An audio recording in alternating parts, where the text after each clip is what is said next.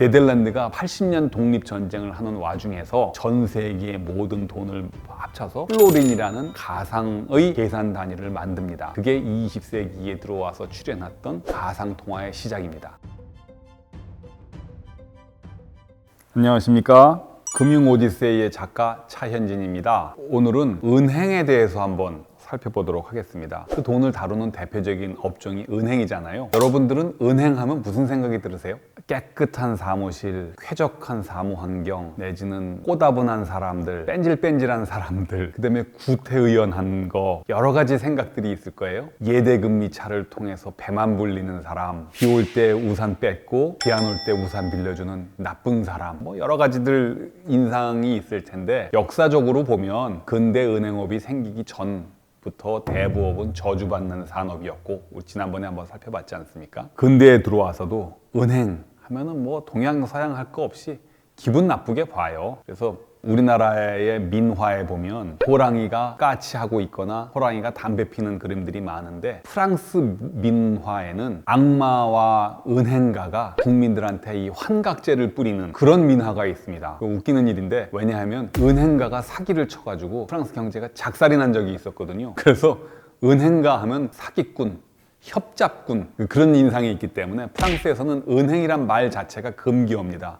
뱅크 오브 프랑스 이런 것도 있지만, 보통 크레디 스위스, 꼼뚜아르 이런 말을 쓰거든요. 은행이란 말 대신에 협회, 계산소, 금고, 협력기관 이런 말들을 많이 쓰는 이유가, 은행 하면 그 자체를 듣기를 싫어합니다. 은행 자체를 아주 저주받을 산업으로 생각하는 사람들도 있다, 이런 걸 알아두시고요. 또 영국 사람들은 363 룰이라는 게 있습니다. 3%로 예금 받아서 6%로 대출해주고 대시되면 나가서 골프 치는 사람들, 참 편안하게 돈 벌고 참 일 안 하는 사람들, 땀 안 흘리는 사람들, 이런 뜻이 363 룰이라는 게 있고요. 다 은행을 부정적으로 보는 겁니다. 그리고 롬바르트 스트리트라는 그 은행에 대한 책을 쓴 월터 베젯이라는 사람은, 은행원들은 원래 놀고 먹는 사람들이다. 그 사람들이 바쁘면 진짜 일 큰일 난 거다 하고, 걔네들은 원래 그런 애들이야, 이런 유명한 말을 하기도 했습니다. 그렇지 않아요? 금융위기가 나면 은행 바빠지잖아요. 대금 추심하고 담보 진구하고 이런 거 하느라고 엄청나게 바쁘지 않습니까? 그래서 이 은행을 보는 눈이 동양서양 할 거 없이 다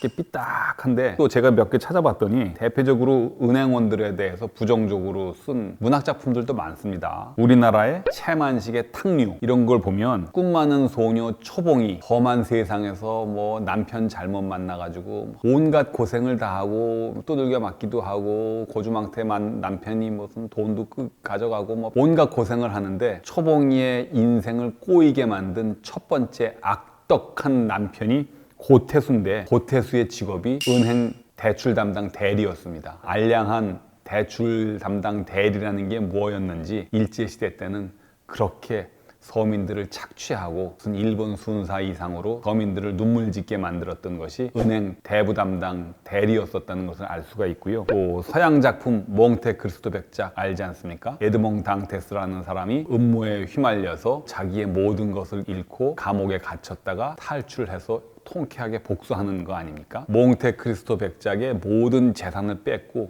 모함을 해서 그 사람을 아주 나락으로 떨어뜨렸던 사람이 당글라르라는 사람인데, 그 당글라르의 직업도 은행원이었습니다. 그래서 은행원 하면은 놀고 먹는 사람, 낮은 예금금리, 높은 대출금리로 땅 짓고 헤엄치는 사람, 양심 없는 사람, 그런 거의 상징으로 나와 있는데, 사실 그렇지는 않았어요. 편하게 먹고 사는 것 같지만 돈을 빌려준다는 게 원금을 띄일 가능성을 각오를 하고 주는 거 아닙니까? 그래서 신용평가도 하고 담보도 진구하는 건데, 담보 진구 같은 거는 요새 이제 등기부등본이 있는 요즘 이야기지만, 서민들도 집 한 채씩 있는 그런 사회가 아니었을 때는 사실 무담보대출이 훨씬 더 많았습니다. 그 무담보대출을 했던 사람들은 경기가 나빠지거나 이 실업이 높아지거나 그러면 얼마나 노심초사했겠습니까? 그래서 이 중세 이탈리아 사람들, 은행원들의 일기를 보면, 나는 오늘 일하느라고 오늘 하루 종일 빵 한 조각 먹었다, 아마 내일도 이럴 것 같다 하고 눈물 젖은 일기를 쓴 사람이 있는데, 그 사람이 60살 때 쓴 겁니다. 그러니까 그 사람은 환급이 될 때까지 평생 그렇게 일했다는 겁니다. 각종 서류를 보고 대출 심사하고 하느라고. 또 함부르크의 어떤 은행가 일기를 보면 함부르크가 저 북쪽에 있기 때문에 겨울이 돼서 바다가 얼면 항구에 그 배가 못 들어갑니다. 근데 날씨가 따뜻해져 가지고 항구에 얼음이 녹으면 무역항에서 배들이 들어오지 않습니까? 그럼 서류 심사해야 되느라고 얼마나 바빴겠어요. 어떤 때는 배 10척이 한꺼번에 들어오면 거기 들어오는 물건 일일이 심사 다 해가지고 어음 할인하고 막 해야 되지 않습니까? 그때 컴퓨터가 있었겠어요? 뭐가 있겠어요? 그 사람들 일기 쓴 거 보면 야, 나 이러다 죽을 것 같아. 지금 사흘째 내가 잠을 하루에 1시간씩밖에 못 잤어. 이런 기록들이 있습니다. 그래서 은행원들이 그렇게 뺀질뺀질하게 놀고 3시에 나가서 골프 친다는 얘기는 그건 좀 과장된 이야기고, 제가 은행을 다녀서 하는 이야기가 아니고 사실 은행 문 닫더라도 할 일 많습니다. 서류 심사하고. 참 바쁜데 사람들은 지금 뭐 정부가 바뀐 다음에 은행 예대금리 차이도 원가를 공개하라 뭐 이런 얘기도 나오고 그러지 않습니까? 은행은 좀 좋게 좀 봐주셨으면 좋겠어요. 뭐 어찌됐든 뭐 그럼에도 불구하고 세상에서 은행을 바라보는 시각은 구태의연하다. 그래서 뭐 토스나 카톡 같은 방식의 지급결제 수단이 나와서 은행을 대체해줬으면 좋겠다. 은행은 망해도 싼 그런 업종이다. 그리고 뭐 DeFi라는 말도 요새 나오잖아요. Decentralized Finance 해서 금융기관 없는 금융거래 뭐 이런 것이 좋다. 한마디로 말해서 금융기관은 저주의 대상이란 이야기인데 왜 그런 일이 생겼을까? 도대체 왜 그랬을까? 우리나라는 뭐 그렇지는 않았습니다. 아시는 것처럼 고려시대 때 상평창, 조선시대 때 의창, 오늘날로 치자면 햇살론 정도 될까요? 서민금융 이런 거를 정부가 했었거든요. 춘궁기 때 국민들한테 쌀을 빌려줘가지고 시드머니죠. 그야말로 시드머니죠. 농사 짓게 해서 가을이 됐을 때 낮은 이자로 추수기가 되면 쌀을 회수하고 하는 그런 금융업을 국가가 했었거든요. 지금으로 따지면 뭐 서민금융금고 같은 것을 국가가 운영하기도 했는데 서양에서는 아무튼 은행가 하면 아주 빌어먹을 일 정도로 이렇게 취급을 했는데 왜 그럴까? 은행이 꼭 그래야 되나? 그런 생각을 한번 오늘 좀 해보려고 합니다. 이자를 받는 게 기독교 교리에서 보면 그 자체가 잘못됐다고 하지만 땀 흘리고 일을 한 거는 아니지만 일하는 사람이 뭐 공장을 짓고 물건을 사고 할 때 필요한 돈을 빌려주는 거지 않습니까? 그래서 한 나라의 생산성이라는 것이 있다고 그러면 어느 정도 돈은 늘어나게 마련입니다. 먹을 거 안 먹고 쌀을 아껴뒀는데 이걸 갖고 농사를 짓는다고 그러면 쌀을 한 말을 논에다 심어서 가을에 10마리 나온다고 그러면 생산성이 10배가 되는 건데 쌀을 빌려간 사람이 한 푼도 이자를 주지 않는다고 그러면 그것이야말로 불공정한 것이죠. 근데 이자를 그렇게 굉장히 부정적으로 보면서 그거를 다루는 사람 자체를 밉게 본다면요, 이렇게 얘기할 수 있을 것 같아요. 사람이 죽음을 두려워한다고 죽음을 다루는 의사를 미워해야 합니까? 그건 아니잖아요. 그렇죠? 돈이 갖고 있는 속성과 돈을 다루는 사람을 좀 분리해서 볼 필요가 있지 않은가, 그런 말씀을 제가 드리고 싶고, 그럼에도 불구하고 이자는 그건 나쁜 거야 라고 보는 사람들이 있었습니다. 기독교 교리가 그랬고요. 그 다음에 오늘 소개시켜드릴 실비오 게셀이라는 사람이 그랬습니다. 그 사람이 아주 재밌는 이야기를 했어요. 대공황 때 20세기에 들어와서 이야기입니다. 독일 남부에서 있었던 사람인데 이런 얘기를 했어요. 조물주가 만든 모든 물건은 썩습니다. 사과도 썩고 우유도 상하고 곰팡이가 피고 다 그래요. 조물주가 만든 모든 거는 썩고 없어진다. 근데 인간이 만든 돈은 없어지기는커녕 더 늘어난다. 모든 인간의 불행은 거기서 생긴다. 그러니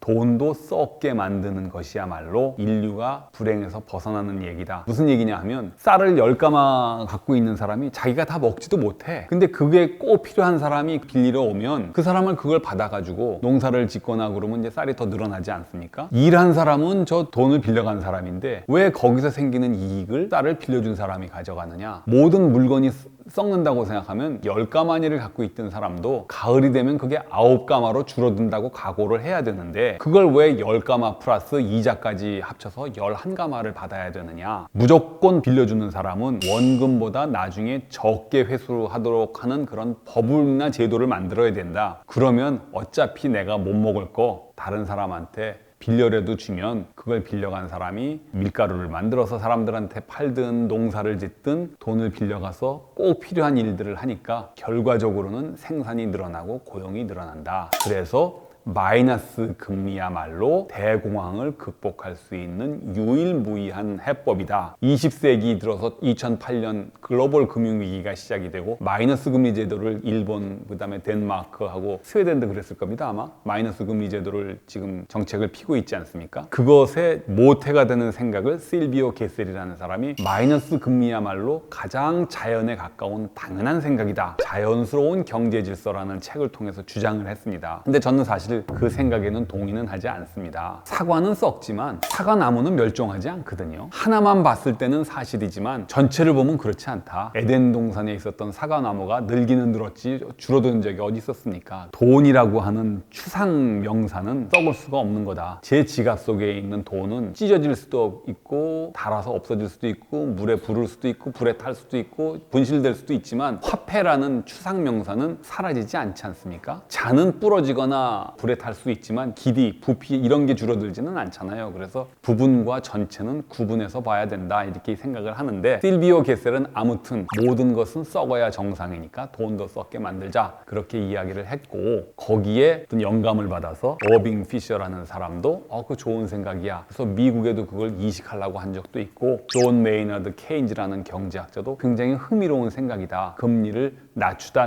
못해 마이너스로 낮추면은 사람들이 이거 뭐 10만 원 갖고 있어봐야 한 달 있다가 9만 원이 된다면 빨리 써버리는 게 낫잖아요. 그러면 제가 갖고 있는 돈을 누구한테 던져주고 물건을 산다고 그러면 그 돈이 빨리 돌 것이고 그 돈이 빨리 돌다 보면 고용과 생산은 자연스럽게 늘어날 수밖에 없다. 그런 생각인 것이죠. 그래서 그 은행원 이야기를 시작을 해가지고 결국 마이너스 금리 정책을 이야기를 하게 됐는데 그런 놀라운 생각도 20세기 초에 있었다 이렇게 한번 생각을 해보시고 제가 마이너스 금리 이야기를 한 것은 다름이 아니고 돈과 은행은 구분해서 보자. 돈의 속성하고 돈을 다루는 사람을 구분하지 않으면 괜히 돈을 만지는 은행가가 미워 보인다. 그렇게는 생각하지 말고 그 두 개를 분리해서 보자 이런 말씀을 드리는 거고 은행의 본질에 대해서 한 가지 더 말씀을 드리자면 사람들이 은행 하면 은행이 뭘 해? 예금 받고 대출해주고 환전을 해서 뭐 외국에 돈 보내주고 하는 송금을 하든가 다 맞는 이야기입니다. 그 중에서 뭐가 첫 번째라고 생각하십니까 여러분들은? 지난 시간 기억을 더듬으면 어떤 사람은 찰스 1세의 그 폭력적인 정치를 피해서 런던에 있는 상인들이 런던 탑에 있었던 금을 찾아와서 개인한테 골드스미스한테 맡기기 시작했기 때문에 은행이 시작했다.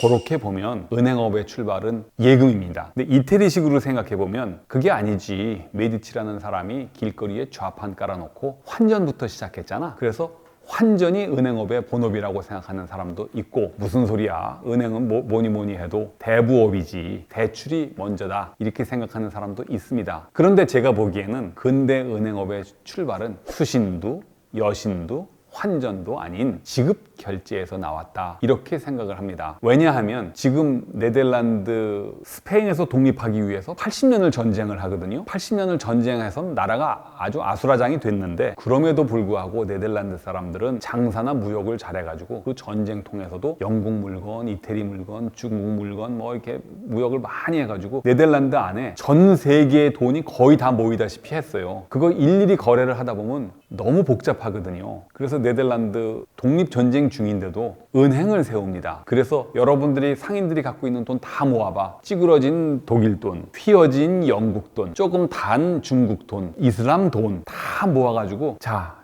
이거 파운드, 리라, 뭐 마르크 뭐 이렇게 다 하다 보면 정신이 없으니까 이거 다 합쳐서 이 여러분들한테 플로린이라는 새로운 화폐 단위로 돈을 새로 공급해 줄게. 그래서 영국으로 100파운드 준 사람한테는 1000 플로린을 주고 이태리 좀 찌그러진 돈을 갖고 10만 리라를 갖고 온 사람한테는 500 플로린을 주고 이렇게 해서 그 은행이 돈을 받고 장부를 만듭니다. 그리고 전 세계의 모든 돈을 합쳐서 플로린이라는 가상의 계산 단위를 만듭니다. 그게 20세기에 들어와서 출현했던 가상통화의 시작입니다. 네덜란드가 80년 독립전쟁을 하는 와중에서 머릿속으로 가상화폐를 만든 것이죠. 만들어서 어떻게 했느냐? 가만히 생각해보니까 그게 편한 게 많아요. 내가 저 사람한테 송금을 해줄 때 거기 가서 뭐 돈 받아가지고 전달하고 말 타고 다니고 할 필요 없이 내가 거기다 돈 맡겨놓은 거 있잖아. 전화는 없었겠지만 그 전가를 줘서 내가 받을 돈은 내 예금 계좌에서 빼서 저 사람한테 줘. 돈이 오고 가는 것을 장부에 기록하기 시작해서 장부의 계산 이동으로